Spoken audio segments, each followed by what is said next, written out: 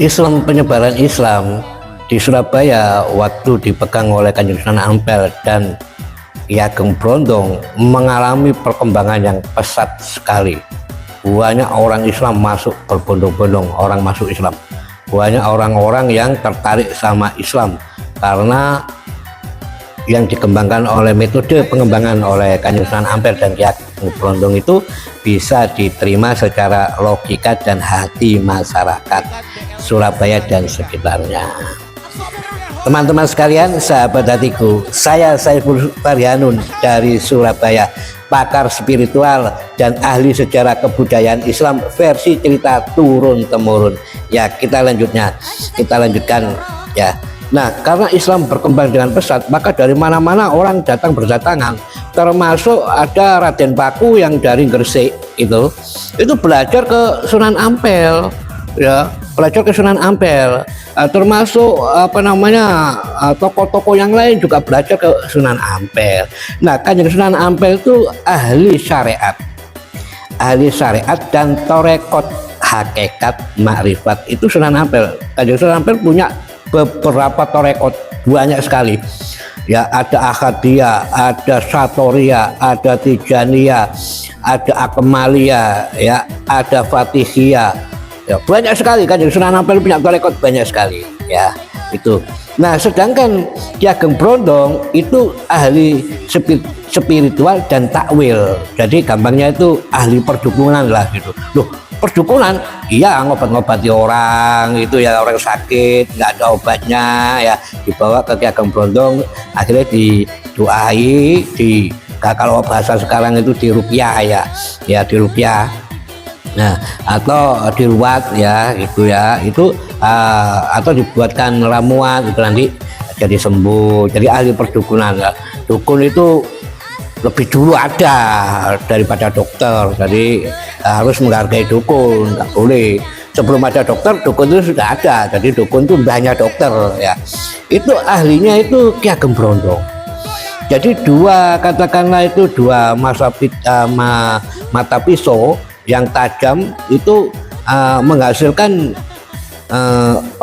banyak orang yang masuk Islam ya, keberhasilan karena dua mata pisau tadi di Surabaya yang untuk membabat ya kebatilan ya, keserakan dan kemunafikan dan kefasikan akhirnya babat semuanya ya, dibabat semuanya oleh Kanjeng Sunan Ampel dan oleh Ki Ageng Brondong. Jadi akhirnya banyak orang yang masuk Islam, menjadi santrinya Ki Ageng Brondong, menjadi santrinya Sunan Ampel. Loh, Pak Saiful kok tahu cerita itu? Nah, iya, wong saya ini termasuk salah satu keturunannya Kanjeng Sunan Ampel dan keturunannya Kanjeng Kiai Brondong. Ya, saya tahu, saya ada silsilahnya lengkap. Saya manuskrip dari Sunan Ampel aja saya punya. Manuskrip asli tulisan tangan Sunan Ampel saya punya. Ya, warisan dari Ki Ageng Brondong berupa pusaka saya juga punya, asli punyanya Kanjeng Ki Ageng Brondong. Nah, jadi tapi itu ceritanya Pak, saya bukan cerita cuma turun-temurun. Ya, nggak ada data yang valid, nggak didukung oleh mungkin manuskrip yang mendukung seperti orang menulis sejarah dan lain sebagainya, kayak cerita tentang Majapahit, kitab Sotasoma ada dan lain sebagainya gitu ya. Apa valid? Loh, ya jelas valid toh. Sekarang gini aja, kalau nggak valid, kalau nggak percaya sampean tanya, siapa Imam Bukhari itu? Imam Bukhari itu adalah pengumpul hadis Rasulullah. Hadis itu tidak ada tulisannya, tidak ada manuskripnya, nggak ada. Tapi Imam Bukhari itu menanyakan hadis ke orang-orang yang pernah mendengar hadis dari Rasulullah. Dari siapa? Itu namanya sanad ya. Lalu matannya isinya apa hadis itu? Itu matan isinya apa? Lalu rawahu yang meriwayatkan siapa? Bukhari. Imam Bukhari itu tidak ada datanya, hadis itu tidak ada tulisannya, nggak ada. Cuma ingatnya seseorang saja, seseorang yang ingat tentang pernah mendengar hadis dari Rasulullah, dari si A, dari si B, dari si C, ingat. Itu ditanyakan satu persatu oleh Imam Bukhari, lalu ditulis sama Imam Bukhari menjadi sebuah hadis. Loh, Imam Bukhari begitu saja dari cerita itu loh ya, itu tidak ada manuskripnya loh ya, hadis itu ya, dari cerita gitu aja diakui oleh ulama dunia bahwa Bukhari, hadis riwayat Bukhari itu hadis sahih nomor 1. hadis yang valid nomor 1. Nah itu ya, sama saya ceritanya dari nenek moyang saya, dari leluhur saya yang menceritakan itu.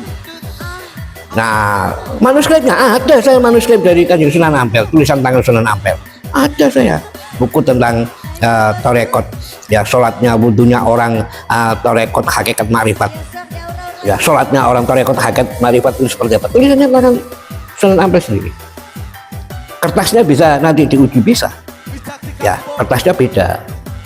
Nah, begitu juga saya dari Ki Ageng Bronto, ada warisannya itu memang hasil dari Ki Ageng Bronto turun temurun. Makanya saya tahu cerita ini, cerita tentang Babat Surabaya saya juga tahu karena cerita dari nenek moyang saya turun temurun. Valid ya, insya Allah valid itu, insya Allah valid. Nah oleh karena itu kalau teman-teman sekalian ya masih ada pertanyaan, masih ragu, silakan ya tanyakan di kolom komentar, tinggalkan pesan, tanya apa, silakan teman-teman sekalian, sahabat hatiku bertanya ya, nanti insya Allah saya akan jawab melalui video saya. Begitu teman-teman sekalian ya, Saiful Faryanun dari Surabaya, mohon pamit, sampai jumpa lagi. Wassalamualaikum warahmatullahi wabarakatuh.